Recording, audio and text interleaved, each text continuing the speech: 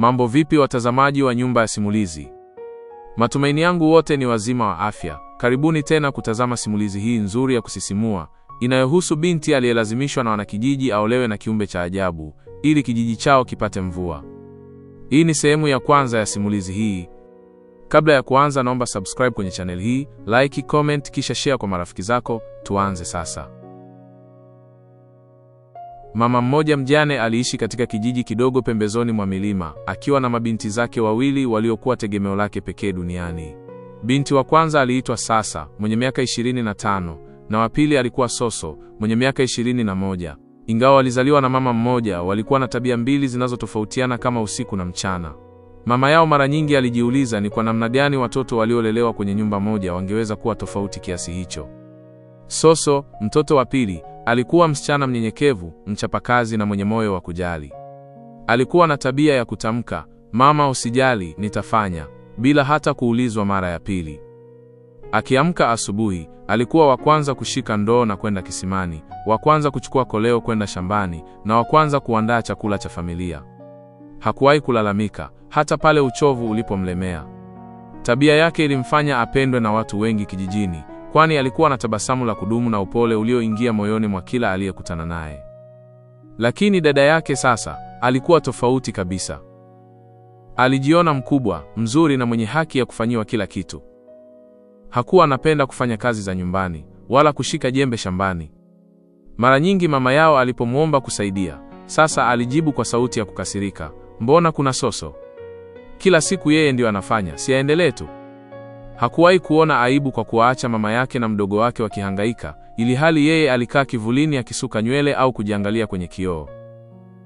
Mama yao, akiwa mjane, alitegemea ushirikiano kutoka kwa mabinti zake wawili. Aliamini kwamba familia isiyo na baba inahitaji umoja zaidi, lakini umoja huo haukuonekana kati ya mabinti zake. Mara nyingi alimkanya Sasa, akimwambia, "Binti yangu, tabia ya uvivu haina faida duniani. Mtu anayejiona sana mara nyingi huanguka vibaya." Lakini maneno hayo yaliingia sikio la kushoto na kutokea la kulia.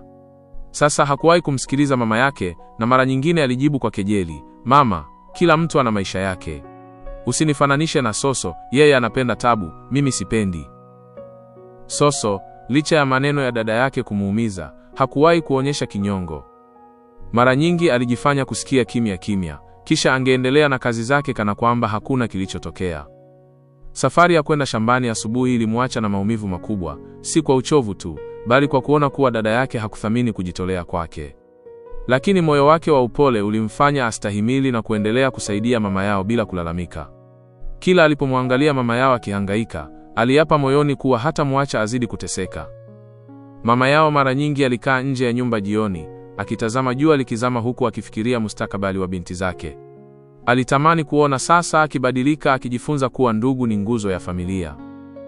Lakini kila siku ilionekana kama Sasa alizidi kuwa mbali na ukweli huo.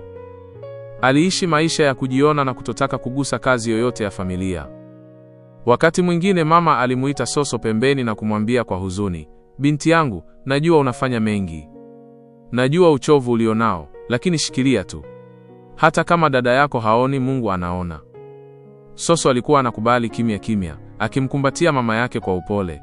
Ndani ya siku hizo za utulivu wa kijijini, tofauti kati ya Sosa na Sasa ilizidi kuwa wazi kama mstari wa kijiti kwenye mchanga. Soso aliendelea kubeba familia kwenye mabega yake, wakati Sasa aliendelea kuishi kana kwamba dunia inamzunguka yeye pekee.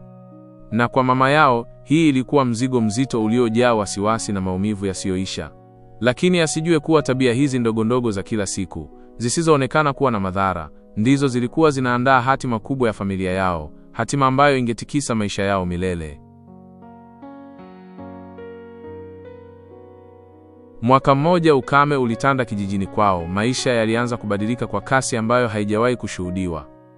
Ardhi iliyokuwa na rutuba miaka yote ilianza kupasuka kama imepigwa na nyundo ya jua.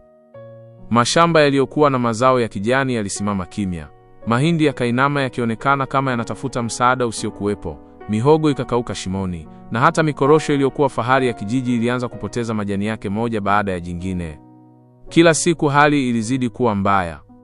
Kijiji kilichowategemea wanyama kwa chakula na nguvu kazi kilianza kushuhudia maafa makubwa. Mifugo waliokuwa tegemeo la familia nyingi, ng'ombe, mbuzi na kondoo walianza kudhoofika. Mito iliyowahi kutoa maji mwaka mzima ilipoteza sauti yake ya mtiririko na hatimaye ikakauka kabisa. Wanawake walijikuta wakitembea mwendo mrefu zaidi kutafuta tone la maji, mara nyingi wakirudi mikono mitupu. Wanyama wa porini waliokuwa wakionekana mita za mbali, walionekana sasa wakija kijijini kutafuta madimbu yaliyosalia. Lakini hata hayo hayakuwepo tena. Wanyama walianza kufa mmoja mmoja. Kwa mara ya kwanza, hatua ya kutembea kijijini na kuona mizoga ya wanyama ilikuwa ya kawaida kuliko kuona manyasi ya kijani. Hali hii iliwafanya wanakijiji kuingiwa na hofu kubwa, kwani walijua ukame wa namna hii ulikuwa ishara ya jambo zito. Mama yake Soso na sasa alikuwa mmoja wa watu waliokuwa wakiumia sana rohoni. Alikumbuka majira ya mvua miaka iliyopita, jinsi shamba lao lilivyokuwa linastawi, jinsi watoto wake walivyokuwa wakicheza kwenye mashamba yenye unyevunyevu. Lakini sasa kila alipowaangalia mabinti zake na kuona namna ardhi ilivyokavu, moyo wake ulijaa mashaka yasiyoisha. Aliwaza, tutakula nini? Tutakunywa nini? Na hawa watoto wangu watakuwaje? Katika jitihada za kutafuta msaada, wanakijiji waliamua kwenda milimani. Walikuwa wanaamini kwamba milimani waliishi waganga wenye nguvu za ajabu, walioweza kuongea na mizimu ya mvua na kuyarejesha mawingu angani. Imani hiyo ilipelekea wanaume na wanawake kuamka mapema asubuhi, wakabeba tambiko mbalimbali, maziwa, nafaka zilizobaki na hata kuku ili kwenda kutoa sadaka. Safari yao kwenda milimani haikuwa rahisi. Walitembea kwa masaa, wengine wakiwa wamechoka, wengine wakiwa wanalia kimya kimya, na wengine wakiwa na matumaini yaliyodhoofika. Walipofika kwa waganga wale maarufu, waliwasikiliza kwa heshima, wakielezea mateso ya kijiji chao. Mashamba yamekauka, mito imekufa, na watu wanateseka, walilalamika. Waganga walifanya ibada zao. Walipiga mbiu, walichoma uvumba, na walitoa maneno ya maombi kwa nguvu. Walishusha vibuyu vyao vya dawa, wakizunguka juu ya miamba ya milima, wakiomba mizimu iwarehemu wanakijiji. Baada ya ibada hizo, walitoa neno kwamba mvua ingekuja, lakini hawakujua lini. Wananchi walirudi wakitumaini. Walikaa siku moja, siku mbili, siku tatu, lakini anga lilizidi kuwa jeupe na jua lilizidi kuwa kali kama likiwachoma kwa makusudi. Hakukuwa na mawingu. Hakukuwa na dalili ya hata tone moja la mvua. Wengine walianza kususia hata kwenda shambani, kwani waliona hakuna faida ya kupanda kitu ambacho kingekauka ndani ya siku mbili. Ukame ulianza kuwatenganisha watu. Wengine walikuwa tayari kuhama kijiji, wengine walikuwa wanagombana kwa tone la maji, na wengine walikaa majumbani wakiwa hawana uwezo wa kufanya chochote zaidi ya kutazama anga na kuomba miujiza. Katika hali hii ya kukata tamaa, kuliibuka hofu mpya kijijini, hofu ya kurudi kwenye enzi ambazo watu walijitoa sadaka ili kuomba mvua. Hapo ndipo wanakijiji walipoanza kujadiliana, kushtuka na kujiuliza maswali mengi. Maji yalikuwa yakipotea, chakula kilikuwa kinapungua, na uvumi wa kuwa tatizo hilo lingehitaji dhabihu kubwa ulianza kusikika kwa sauti ya chini. Mama yake Soso na sasa alizidi kutikisika moyo. Alikuwa anaomba kwa bidii, akiamini kuwa Mungu angewasikia. Lakini kadiri siku zilivyopita, dalili zilionekana kuwa tofauti. Ukame haukuwa wa kawaida. Ulionekana kama ulikuwa unaandaa kitu kikubwa zaidi, kitu ambacho wanakijiji hawakuweza kukiamini wala kukitarajia. Kijiji kilikuwa kinaelekea mahali pa hatari, mahali ambapo tamaa, hofu na imani potofu vingechukua nafasi ya utu wa kawaida. Na safari yao ya milimani iliposhindwa kuleta mvua, walijua lazima kitu kingine kitatokea. Kitu ambacho kingeleta msaada au maafa. Siku moja, wakati jua la ukame likiwa limewaka kupita kawaida, na vumbi likimiminika kila upande kama moshi wa moto, kijiji kilishtushwa na tukio ambalo halijawahi kutokea tangu waanze kuishi hapo kizazi hadi kizazi.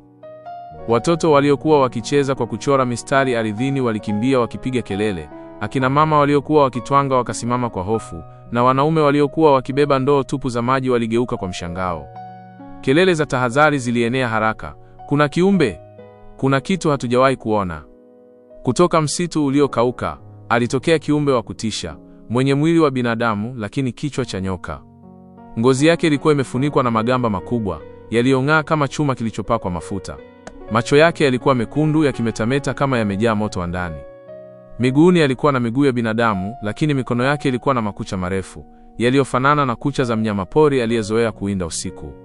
Alipovuta pumzi, Ulimi wake mrefu ulijitokeza nje ukicheza hewani kama unajaribu kupima woga wa watu waliomzunguka. Kijiji kikazizima kimya, hakuna aliyethubutu kukaribia. Lakini cha kushangaza, kiumbe yule hakuwavamia, bali alisimama katikati ya kijiji kama mfalme aliyezoea kuamrisha. Akatoa sauti nzito ambayo ilisikika mbali hata kwa watu waliokuwa majumbani mwao. Sauti hiyo haikupaswa kutoka kwa binadamu, wala kwa mnyama, bali kitu cha katikati ya dunia mbili. Nimekuja kwa sababu najua mateso yenu, alisema huku ulimi wake ukijikunja na kujitanua kama nyoka aliye tayari kushambulia. Ninaweza kuwarudishia mvua. Naweza kuleta uhai katika ardhi hii iliyokufa. Lakini akanyamaza kidogo, akitoa sauti ya mluzi mrefu wa ajabu. Kabla sijafanya hivyo, nataka kitu kimoja kutoka kwenu. Nataka mke mrembo, mtiifu na mchapakazi. Maneno hayo yaliangukia kijiji kama radi ya ghafla. Watu wakagawanyika kati ya hofu, mshangao na butwaa. Hakuna aliyewahi kusikia kiumbe wa namna hii akiongea juu ya ndoa. Wazee wakaanza kutazamana, wakijaribu kutafuta majibu kwa macho yao yaliyojaa mikunjo ya hofu. Akina mama walianza kuwa karibu na binti zao, kama wanavyofanya kuku wanapoona tai juu ya anga. Swali moja lilianza kupita kutoka mtu mmoja hadi mwingine: nani atatoa binti yake? Ni nani yuko tayari? Hakuna aliyethubutu hata kutamka. Wengi walijua kwamba kumpa kiumbe yule binti wao kulikuwa kama kumtoa kafara. Hawakujua kama angeishi, kama angekufa, au kama angekuwa kitu kingine kisichojulikana. Uoga ukazidi kutanda, na watu walianza kupiga hatua za nyuma, kila mmoja akitetea familia yake kimya kimya. Wakati mzozo huo wa kimya kimya ukiendelea, ghafla sasa alisimama mbele ya umati, akajipiga kifua kama mtu aliyepata ujasiri wa ghafla. Watu wakamtazama, wakishangaa kuona msichana ambaye mara nyingi alikuwa wa majivuno na mwenye kiburi ndiye anayejitokeza kwanza katika hali kama hiyo. Kwa sauti yake kali yenye kiburi cha kawaida, sasa akasema, kama mnataka suluhisho basi tumuozeshe kwa mdogo wangu Soso. Umati ukashikwa na mshangao mkubwa. Watu waligeuka kutazamana, wengine wakishika vichwa vyao, wengine wakitetemeka. Sauti za gumzo zikaibuka kwa muda mfupi kana kwamba mtu amewasha moto kwenye nyasi kavu. Soso, aliuliza mmoja wa wanawake kwa woga. Kwa nini yeye? Lakini kabla hata mjadala haujaendelea, sasa akainua mkono wake juu kama anawaamrisha watu waache kuongea. Soso ni mpole, mtiifu na mwenye bahati. Yeye ndiye anafaa kwenda. Hakuna aliyethubutu kumkemea kwa sauti. Katika hali ya kukata tamaa, umati ulianza kufikiria maneno ya sasa. Walihitaji mvua. Walikuwa wamechoka. Walikuwa wamefikia mwisho wa matumaini. Na hivyo, maneno ya sasa, maneno ya usaliti yaliyotoka kwenye wivu na ubinafsi, yakaanza kupenya kwenye mioyo ya wanakijiji. Walihisi kana kwamba wamepata njia ya kusalimisha maisha yao, hata kama walikuwa wanamtoa mtu asiye na hatia. Kiumbe yule mwenye kichwa cha nyoka alitabasamu kwa njia ya kutisha alipomsikia sasa akimtaja Soso. Msisimko wa ajabu ukapita machoni pake, kama mtu aliyepata kile alichokuja kutafuta. Kijiji kikawa kimeanza kuelekea kwenye uamuzi ambao ungebadili maisha ya Soso milele. Siku ile, ardhi ya kijiji ilionekana kukaa kimya kuliko kawaida, kana kwamba hata dunia yenyewe ilijua kuwa jambo baya lilikuwa linaanza. Asubuhi ile ilikuwa ya kawaida kijijini, jua likiwa limechomoza kwa upole na upepo mdogo ukipuliza majani ya miti iliyobaki hai. Soso alikuwa akishughulika na vyombo vya jikoni, akinyunyizia maji kwenye sahani zilizokuwa zimechakaa na chungu, bila hata kufahamu machungu yanayomzunguka. Aliamka kwa amani akidhani siku yake ingekuwa ya kawaida kama ile ya jana. Hakujua kuwa hatima yake ilikuwa karibu naye, tayari kumshika na kumpeleka kwenye tukio lisilokuwa na huruma. Ghafla, mlango wa nyumba ulisukumwa kwa nguvu. Watu wa kijiji waliingia, wakichukua nafasi ya paa la jua chini ya macho ya Soso. Hawakuuliza ruhusa. Waliitisha sauti zao, wakionyesha kwamba hii sio pendekezo, bali amri isiyopingika. Soso, njoo pamoja nasi. Wanakijiji wote wamekuchagua wewe ukaolewe na kiumbe wa ajabu. Kama ukikataa, nyumba yenu itachomwa moto, na wewe na mama yako mtatupwa msituni. Walisema maneno hayo kwa umakini, bila nafasi ya upinzani. Soso alishangaa. Mwili wake ukatetemeka kwa hofu, lakini hakujua ni jinsi gani angeweza kupinga umati mzima wa wanakijiji waliokuwa wamesimama kwa mshikamano, mikono yao ikibana kama walikuwa tayari kutumia nguvu yoyote. Alijua kwamba kupinga kungepelekea madhara makubwa si kwake peke yake, bali kwa mama yake pia. Moyo wake ulijaa huzuni, lakini pia alijua kuwa hofu ya kupoteza nyumbani kwake ilikuwa kubwa kuliko hofu ya kutokutaka. Kwa hofu iliyochanganyika na mwendo wa hali ya dharura, Soso alikubali kishingo upande. Alimwangalia mama yake kwa macho yaliyojaa kilio, macho ambayo hayakuzungumza maneno lakini yaliweka kila hisia ya hofu na uchungu. Mama yake alishikilia mkono wake kidogo, akimpa ishara ya kuwa kila kitu kitakuwa sawa, ingawa moyoni mwake alijua hatari ilikuwa karibu. Wanakijiji hawakupoteza muda. Wakamvisha Soso nguo za harusi ambazo walikuwa wametengeneza kwa hila za kijiji. Nguo hizo zilikuwa za samawati, ziking'aa kwa mwanga wa jua, na zenye mapambo ya rangi ya dhahabu, zikimfanya Soso kuonekana kama binti wa sherehe ambayo hakutaka kuihudhuria. Kila kitambaa kilichowekwa kwenye mikono yake kilichanganyikiwa na hisia zake ya huzuni, ya hofu, na ya kuchanganyikiwa kwa jinsi hatima yake ilivyomkabili bila kuulizwa. Harusi hiyo haikuwa kama harusi za kawaida. Hii ilikuwa ndoa ya lazima, ndoa ambayo Soso hakuwa amechagua wala kuelewa kikamilifu. Wanakijiji waliweka kizuizi, na kila kitendo kilichofanywa kilikuwa na sharti la amri. Hakuna upinzani, hakuna maelezo, hakuna njia ya kurudi nyuma. Soso alishikilia mkono wake kwa hofu, akitafuta nguvu ndani yake ili kuteseka kimya, bila kupinga wala kulalamika. Wakati walipokuwa wakiandaa sherehe ya harusi hiyo ya lazima, moyo wa Soso ulijaa maumivu ya ndani, shaka na huzuni isiyo na kifani. Wanakijiji waliridhika, wakiona kwamba hatua yao imetimiza lengo lao, hatua ambayo walidhani ingewawezesha kupata mvua na kuokoa kijiji. Soso alikuwa amesimama katikati ya uwanja mdogo wa kijiji, macho yake yamejaa huzuni na hofu, huku taratibu akikabidhiwa kwa kiumbe yule wa ajabu kama mke. Ndoa ile ya kulazimishwa ilikuwa imepangwa kwa hila za dada yake, sasa, ambaye alisimama pembeni akitabasamu kana kwamba alishinda jambo kubwa katika maisha. Soso alihisi kama dunia imemgeuka, mama yake, wanakijiji, hata damu yake mwenyewe, wote walikuwa wamemtelekeza. Wakati tambiko na maneno ya harusi yakiendelea, anga lilianza kubadilika taratibu. Mawingu mazito yakajikusanya juu, upepo ukapuliza kwa utulivu, na ghafla tone la kwanza la mvua likadondoka kwenye ardhi. Ndani ya dakika chache tu, mvua kubwa ikaanza kunyesha, ikipiga kwa nguvu paa la majani, ikitiririka kwenye mashimo yaliyokuwa yamekauka kwa miezi. Wanakijiji walifurahia kwa sauti, wakicheza, wakipiga makofi, wakishangilia kama watoto waliopata zawadi kubwa. Mvua ilikuwa suluhisho ambalo walikuwa wakilisubiri kwa muda mrefu. Lakini katikati ya furaha hiyo, mama yake Soso alikuwa amejifungia chumbani kwake. Machozi yake yalitoka bila kukoma. Alihisi uchungu ambao hauwezi kuelezwa kwa maneno, uchungu wa kumuona binti yake mdogo akipelekwa kwa maisha ambayo hakuyachagua, maisha ambayo huenda yangeishia mwisho mbaya. Kila aliposikia kelele za shangwe nje, moyo wake ulizidi kusinyaa. Mikono yake ikitetemeka, akijuta siku aliolea binti mkubwa asiye na huruma. Sasa kwa nini, aliinong'ona kwa uchungu mwingi. Katika nyumba iliyokuwa ikitumika kama sehemu ya sherehe, Soso alikuwa amekaa ndani na kiumbe aliyeambiwa kuwa sasa ndiye mume wake. Licha ya sura yake ya kutisha, mwili wa kibinadamu wenye kichwa cha nyoka, sauti yake ilikuwa tulivu isiyotarajiwa. "Usiniogope," alinena kwa upole. "Mimi sio kiumbe kibaya, mke wangu mpendwa."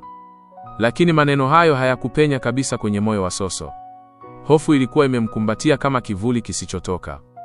Alijikunja pembeni ya ukuta, macho yake yakitetemeka, akishindwa kuamini kuwa huu ndio ulikuwa mwanzo wa maisha yake mapya.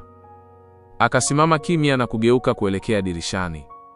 Mvua ilikuwa ikiendelea kumwagika nje, mitaro ikijaa maji, chemchemi zikinawiri upya, maisha yakirudi katika ardhi ile iliyokufa. Aliangalia kwa huzuni, akijiuliza, kwa nini mvua ilikuwa lazima ije kwa gharama ya maisha yake? Wakati huo wanakijiji walikuwa bado wakiendelea na shangwe zao. Wengine walikuwa wakichota maji kwa madumu, wengine wakicheza kwenye matope, wengine wakilia kwa furaha. Walikuwa wamesahau kabisa kuwa mvua ile ilikuwa imetokana na kufungwa kwa ndoa ambayo ilichukua uhuru wa msichana asiye na kosa. Baada ya mvua kukoma, Soso aliamua kwenda kumwaga mama yake kwa mara ya mwisho kabla ya kuondoka kijijini na kiumbe yule. Kabla hajasema chochote, mama yake alimkimbilia na kumkumbatia kwa nguvu, akilia zaidi ya mwanzo. "Mtoto wangu, sijui kama nitakuona tena. Unastahili maisha bora kuliko haya," aliwika kwa uchungu. Sasa, dada yake alikuwa amesimama pembeni akicheka kimya kimya, akifurahia matokeo ya mpango wake. Hakukuwa na hata tone la huruma usoni mwake. Soso alimwangalia kwa jicho la maumivu, akishindwa kuamini kuwa mtu aliyekuwa dada yake angeweza kumtenda hivyo. Hatimaye, Akiwa amebeba kifurushi kidogo cha nguo, Soso akaanza safari ya kuondoka kijijini. Moyo wake ulikuwa mzito, miguu yake dhaifu, lakini hakuwa na chaguo. Kila hatua aliyopiga iliongeza umbali kati yake na maisha aliyoyazoea. Kiumbe yule alitembea taratibu pembeni yake. Mama yao hakujizuia tena. Alimgeukia sasa kwa hasira kali, macho yakiwa mekundu kwa machozi. Umemuuza mdogo wako. Umemtoa kama mnyama kwa ajili ya ubinafsi wako. Ninalaani siku uliyofanya hili. Sasa, alilia kwa sauti. Lakini sasa hakujali hata kidogo. Hakujutia, hakusikitika, hakusita. Aligeuka na kuondoka huku akitabasamu, moyo wake ukiwa mweusi kuliko usiku. Safari ya Soso ilianza huko, safari ya uchungu, mateso na hatima isiyotabirika, huku kijiji kikibaki nyuma kikifurahia mvua ambayo iligharimu maisha ya msichana asiye na kosa. Asante kwa kufuatilia sehemu ya kwanza ya simulizi hii ya kusisimua na yenye maumivu ya familia, usaliti, hofu na nguvu za ajabu. Tumeshuhudia jinsi maisha ya Soso yalivyogeuka ndani ya siku moja, kutoka binti mwenye upole na utiifu hadi kuwa mke wa kiumbe kisichoeleweka kwa sababu ya tamaa na unafiki wa dada yake.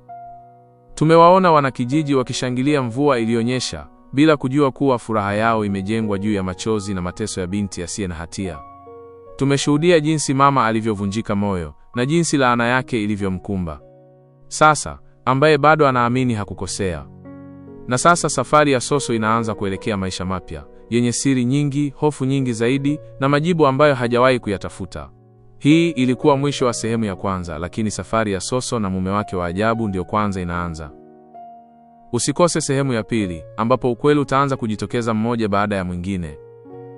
Asante kwa kutazama na kufuatilia, tunakupenda sana. Usiache kulike, kusubscribe na kuandika komenti zako ili tuendelee kukuletea simulizi kali zaidi.